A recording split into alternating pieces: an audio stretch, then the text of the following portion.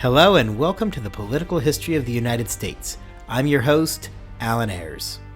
Episode 1.1, The Age of Discovery.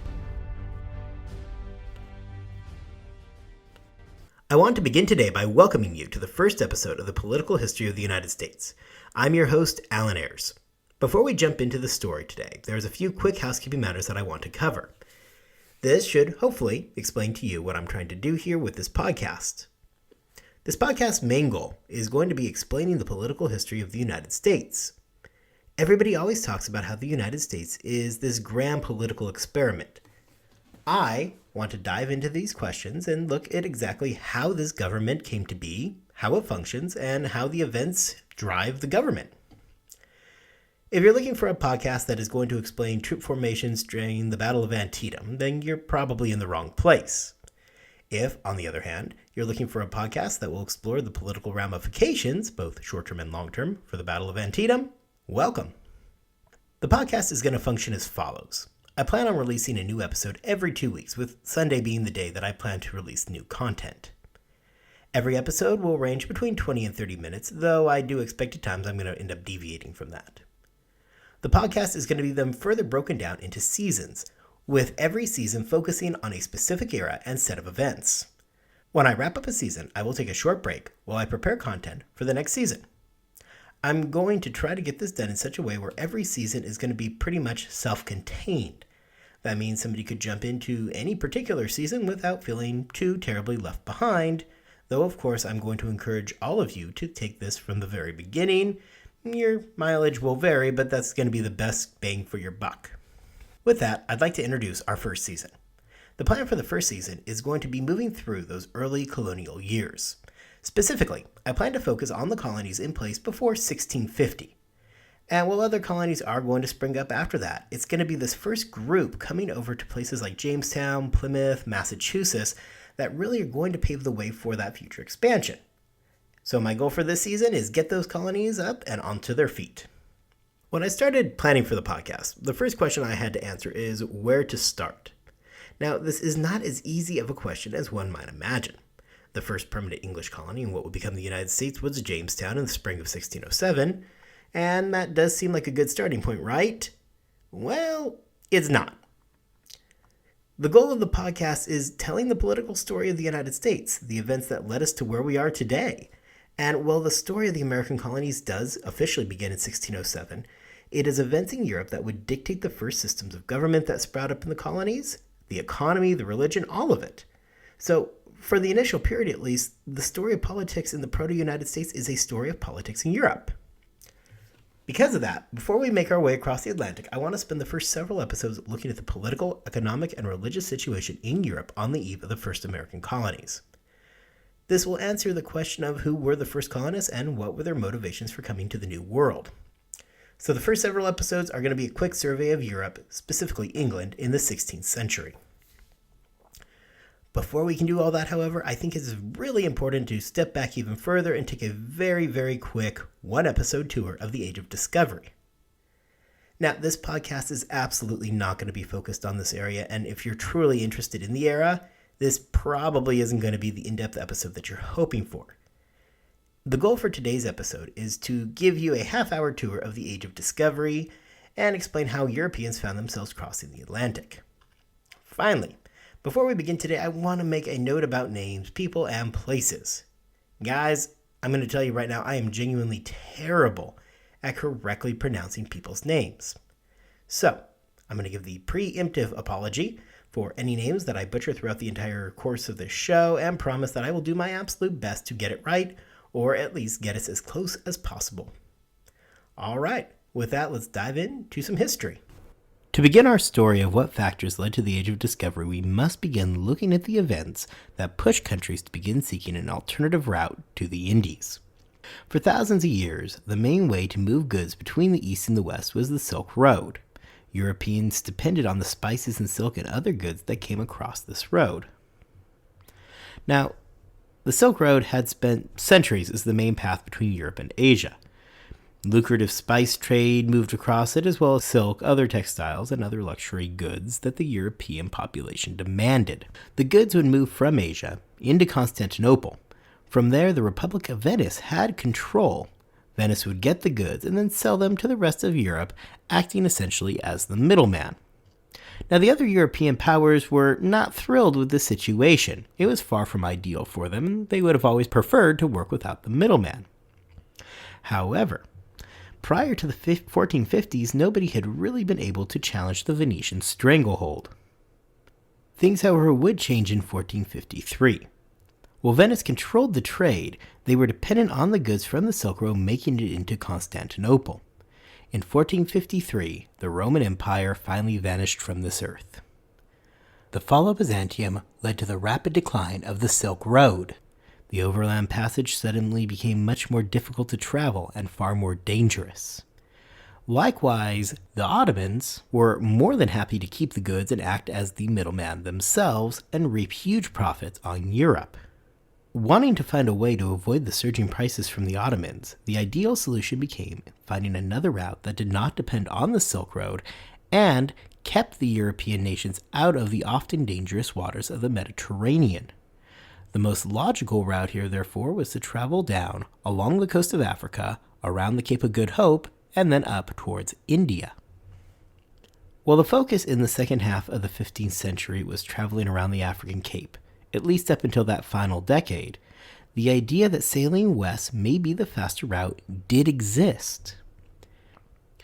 In 1474, Paolo de Pazzo Toscanelli suggested that a faster route to India may be traveling west by seas and circumnavigating the globe. Toscanelli was a leading figure at that time in the Florentine Renaissance and was known as a humanist, physician, astronomer, and mathematician. Using figures from Ptolemy, Toscanelli became convinced that the distance from Europe and Asia sailing west was only about one-third the distance of the globe. Toscanelli believed that the Asian landmass was quite a bit larger than it is in reality.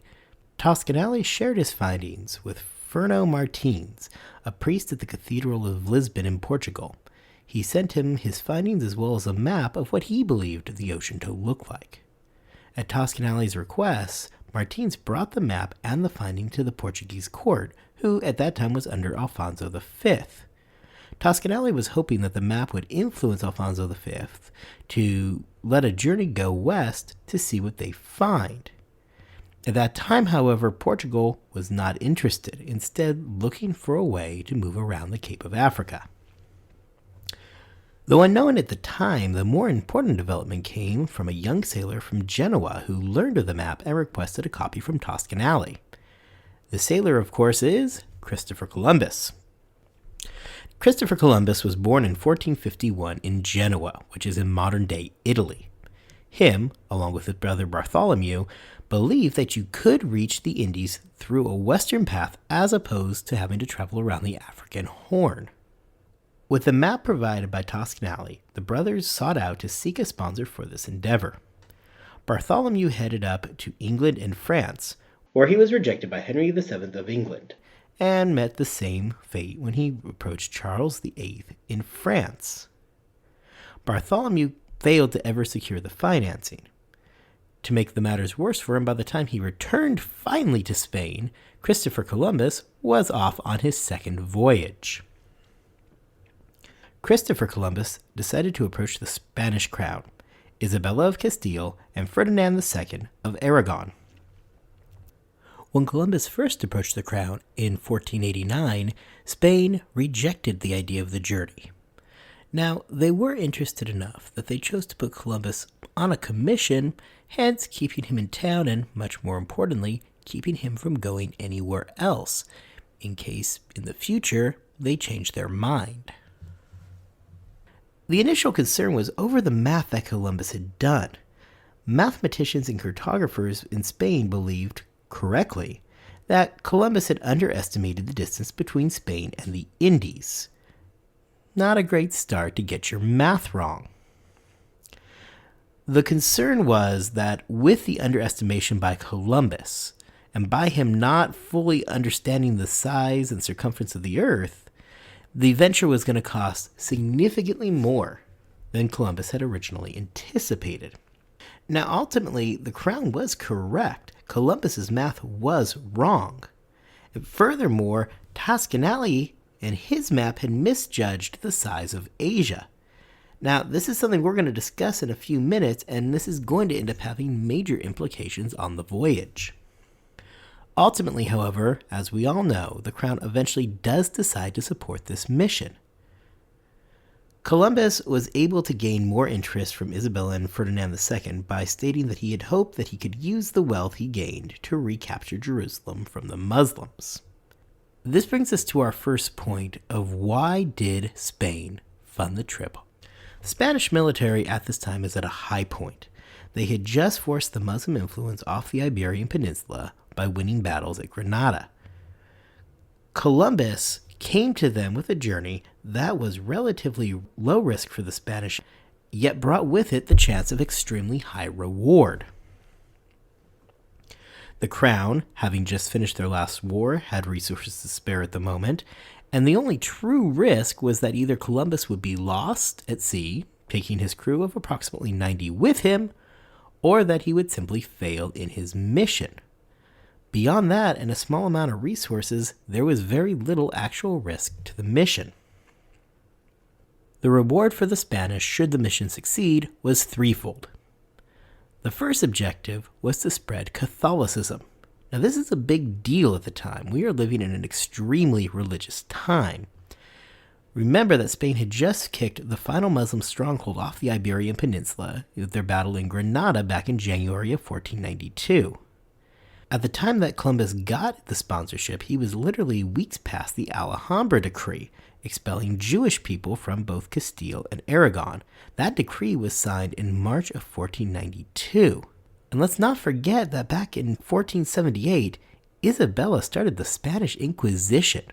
The Spanish desire to spread Catholicism is far more than pure lip service to justify trade. This was a tangible desire of the Spanish. And, well, true that it was in fact more than pure lip service, the fact remains that trade remained one of the primary objectives of the Spanish. If the mission succeeded, the Spanish could have an express route to the Indies, giving them a large trade advantage while the rest of Europe struggled to catch up.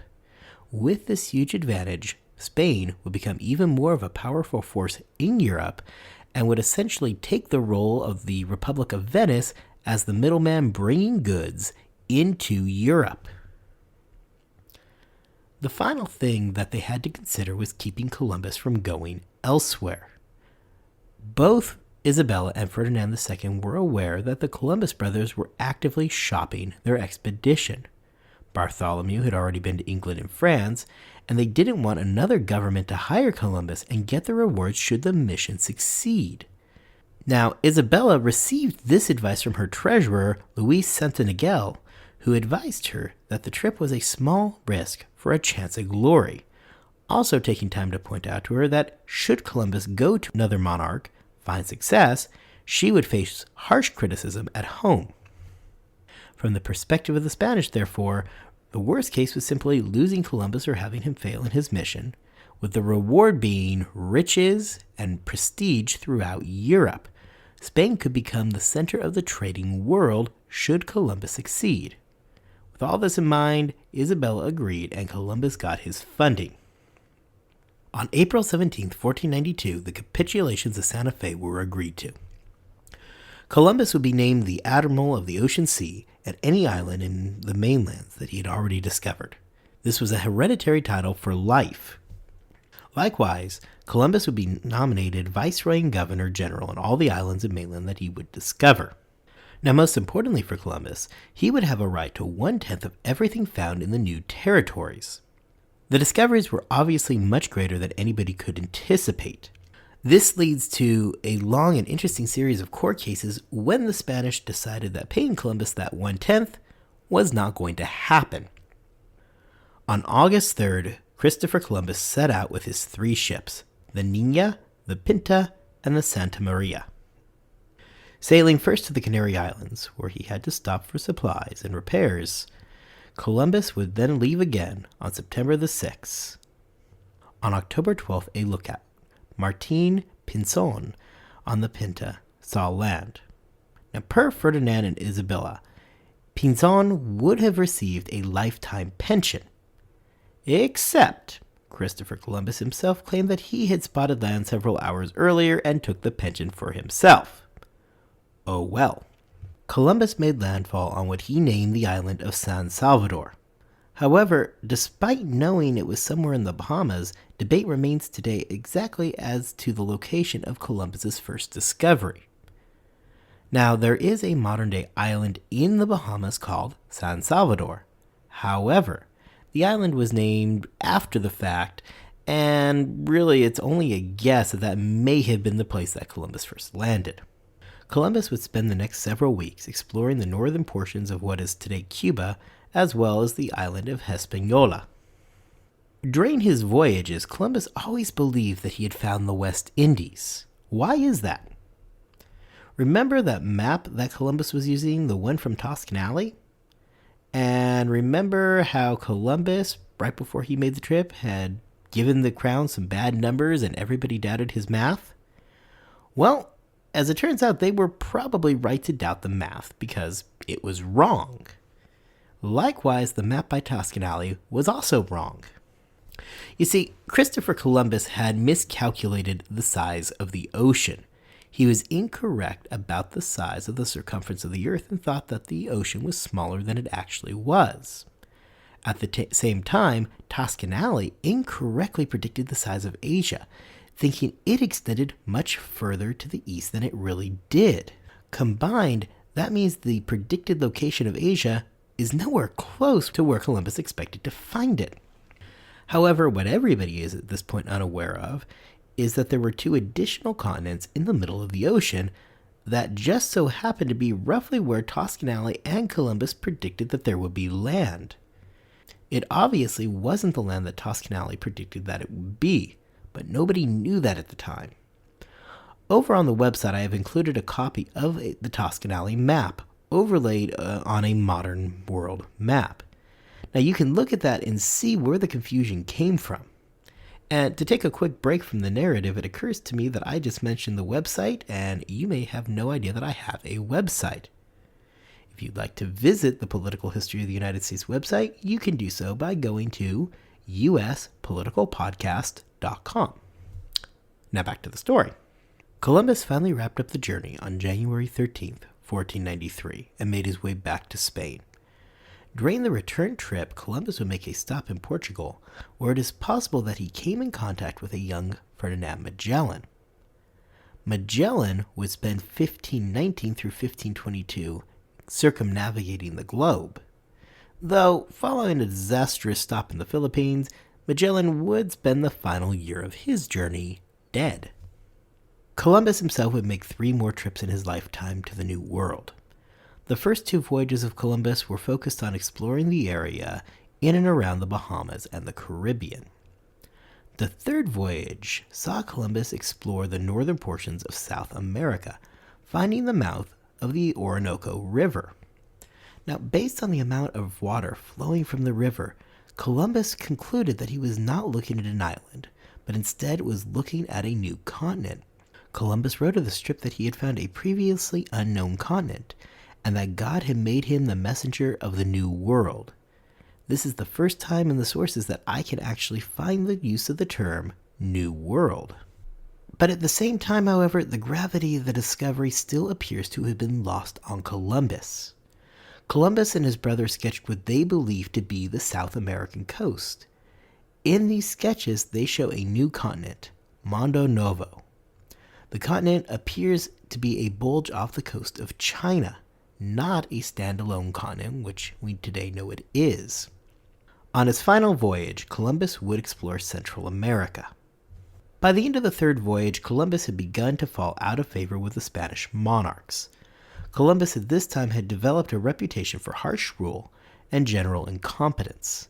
This reputation had become so troubling that by the end of the third voyage, both Christopher and Bartholomew Columbus were imprisoned.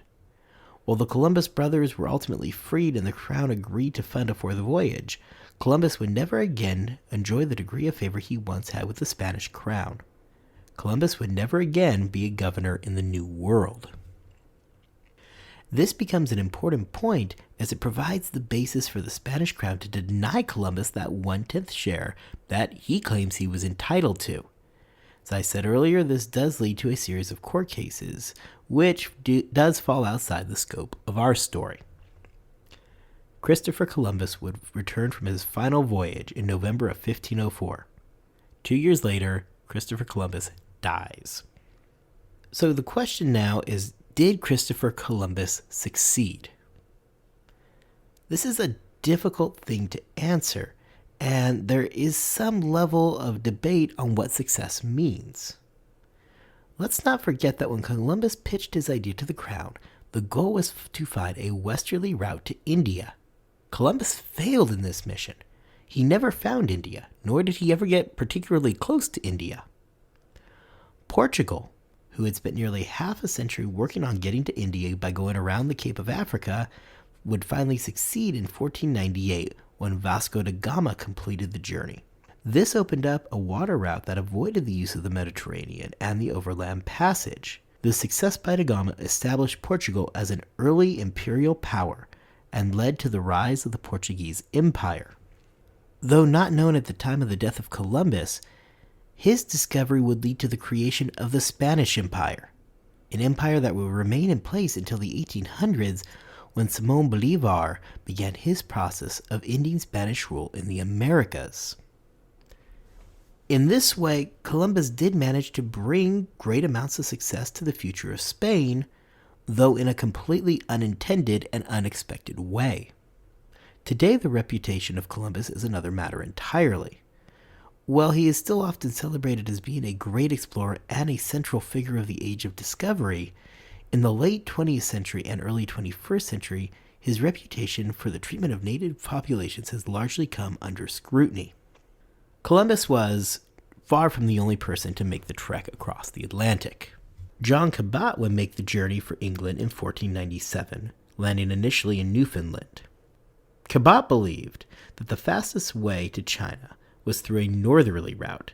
However, much like Columbus, Cabot never found China, as North America was in the way. Likewise, much the same as Columbus, Cabot never seemed to realize that North America was more than just a mere island.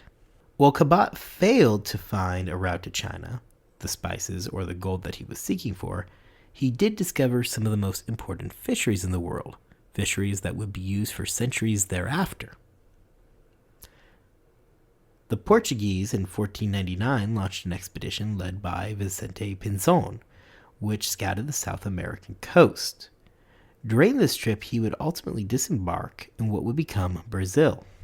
Now, in case you're wondering if that name Pinzon seems familiar, you're right. It's because we just talked about it a few minutes ago with his brother, Martin Pinzon. That's the guy who got cheated out of his pension by Columbus. Vicente is his little brother. Amerigo Vespucci would publish what is today known as the Mundos Novos letter in the early 16th century. In this letter, published sometime around 1503 to 1504, Vespucci would claim that what Columbus speculated to be a previously unknown portion of Asia was in fact an entirely new continent. Unlike Columbus, however, Vespucci recognized that the new continent was not connected to Asia and in fact was a previously unknown landmass. Over the next decade, this idea would rapidly grow and became increasingly accepted. By the end of the first decade of the 16th century, it was accepted that Columbus had discovered not the eastern portion of Asia, but something altogether new. It would not be until Magellan circumnavigated the globe between 1519 and 1522 that the actual Indies were discovered by traveling west. The final thing that I want to talk about in this episode is the Treaty of Tordesillas. The Treaty of Tordesillas is a treaty between the Spanish and the Portuguese to divide the New World. A dispute opened before the end of the first voyage of Christopher Columbus between Spain and Portugal. John II was relying on the 1479 Treaty of Alcavas, which stated that all the land south of the Canary Islands belonged to Portugal. John II decided that he wanted to claim Columbus's discoveries for himself and began preparing an armada to go and take these new lands. Now, Ferdinand and Isabella had a serious problem here. They lacked the naval power to match the Portuguese in the Atlantic. Being in such a poor position militarily, Spain made the decision to seek a diplomatic solution as opposed to a military one. Initially, Pope Alexander VI attempted to mediate. However, John II found that the Pope was granting far too much to Spain. Wanting to avoid a military confrontation, Portugal and Spain continued to negotiate, and in 1494 the Treaty of Tordesillas was signed. Under the treaty, a line was drawn through the unknown lands. As a result, the Portuguese ended up with control over the eastern portion of what would later become Brazil. The Portuguese were also permitted to continue claiming land east of the line. Portugal left the table pleased that they were still able to conquer lands east of the line, as their interests lay largely in the islands around India and India itself. Of course, John II had no idea the size of South America. It wouldn't be until 1498 that Columbus would have the first clue that South America simply was not just some island. The result is that Spain ended up claiming nearly the whole of South America. While Spain would allow Portuguese expansion in Brazil specifically, the remainder of South America ended up becoming the basis for the Spanish Empire. Now, Spain and Portugal are not the only European powers. So what about the rest of Europe? Well, largely the answer is the rest of Europe simply ignored the Treaty of Tordesillas. This becomes especially pronounced following the Reformation in the middle of the 16th century. Suddenly, the newly Protestant countries cared far less that there was a treaty endorsed by the Church. Next time, we will take a look at the political situation in Europe during the 16th century. We will check in and see who the major players are during the latter part of the 1500s and exactly what they were doing. It is under these conditions that the first English colonies in North America will be formed. I want to thank you all for listening. As many of you have probably figured out, this is my first ever episode podcasting. And I would love to hear your feedback and your ideas of what I can do to make this podcast even better. So I encourage you to go to the website and contact me. Again, the website is uspoliticalpodcast.com and leave me feedback. I appreciate you listening, and we'll be back in 2 weeks for a tour of European politics. Thank you.